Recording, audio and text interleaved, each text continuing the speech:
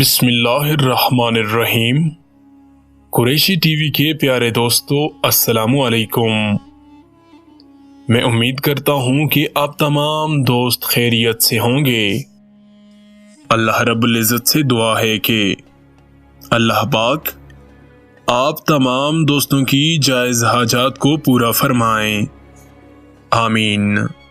پیارے دوستو، ایک وہ وقت بھی تھا جب دکاندار کے پاس کھوٹا سکہ چلا دینا ہی سب سے بڑا فراڈ سمجھا جاتا تھا۔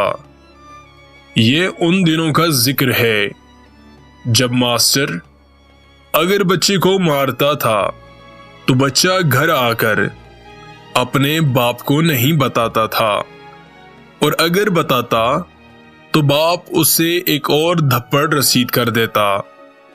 یہ وہ دور تھا جب اکیڈمی کا کوئی تصور نہ تھا اور ٹیوشن پڑھنے والے بچے نکمے شمار ہوتے تھے۔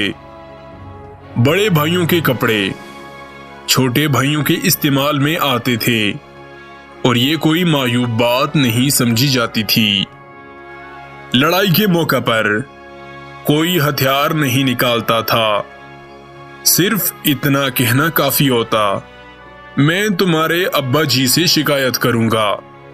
یہ سنتے ہی اکثر مخالف فریق کے خون خشک ہو جاتے تھے۔ اس وقت کے ابا جی بھی کمال کے تھے۔ صبح سویرے فجر کے وقت کڑکدار آواز میں سب کو نماز کے لیے اٹھا دیا کرتے تھے۔ بے طلب عبادتیں کرنا ہر گھر کا معمول تھا۔ کسی گھر میں مہمان آ جاتا تو ارد گرد کے ہمسائے حسرت بھری نگاہوں سے اس گھر کو دیکھنے لگتے اور فرمائشیں کی جاتی کہ مہمان کو ہمارے گھر بھی لے کر آئیں۔ جس گھر میں مہمان آتا تھا وہاں پیٹی میں رکھے فنائل کی خوشبو ملے بستر نکالے جاتے، خوش آمدید اور شہروں کی کڑائی والے تکیے رکھے جاتے، مہمان کے لیے دھلا ہوا تولیہ لٹکایا جاتا اور غسل خانے میں نئے صابن کی ٹکیاں رکھی جاتی تھی۔ جس دن مہمان نے رخصت ہونا ہوتا تھا سارے گھر والوں کی آنکھوں میں اداسی کے آنسو ہوتے تھے۔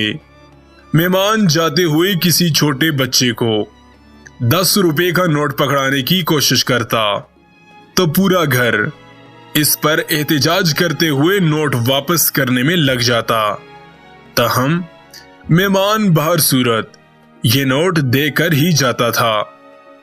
شادی بیاہوں میں سارا محلہ شریک ہوتا تھا۔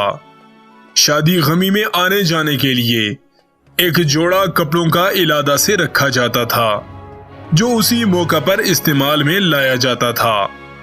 جس گھر میں شادی ہوتی تھی ان کے مہمان اکثر محلے کے دیگر گھروں میں ٹھہرائے جاتے تھے۔ محلے کی جس لڑکی کی شادی ہوتی تھی بعد میں پورا محلہ باری باری میاں بیوی کی دعوت کرتا تھا۔ کبھی کسی نے اپنا عقیدہ کسی پر تھوپنے کی کوشش نہیں کی تھی، کبھی کافر کافر کے نعرے نہیں لگے۔ سب کا رونا ہنسنا سانجھا تھا، سب کے دکھ ایک جیسے تھے۔ کاش وہ وقت پھر سے لوٹ آئے